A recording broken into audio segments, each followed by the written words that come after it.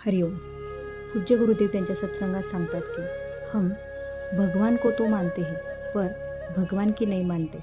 अर्थात आपण परमेश्वराला या भगवंताला तर मानतो, पण त्याचं म्हणणे किंवा तो जे काही करतो ते आपण ऐकत नाही. जसे की जेव्हा एखादी परिस्थिती देऊन भगवंत आपल्याला काहीतरी समजवण्याचा प्रयत्न करतात, त्यावेळी आपण ती परिस्थिती समजावून न घेता भगवंतालाच दोष देतो. पण पूर्ण श्रद्धा, पूर्ण समर्पण म्हणजे काय, की ते भगवंत जे आपल्यासाठी करतात त्यामध्ये आपले कुठेतरी हितच लपलेले असते. ती परिस्थिती देऊन भगवंत आपल्याला जीवनाचे सत्य जाणून देऊन इच्छितात की तू स्वतःला ओळख, तू कोण आहेस. भगवंताशिवाय आपले कल्याण करणारे कोणी असूच शकत नाही. एकमेव भगवंतच आहे जे आपले कधीही वाईट चिंतन करू शकत नाही.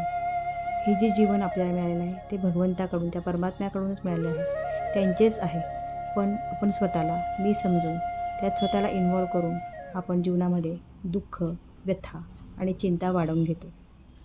हरिओम.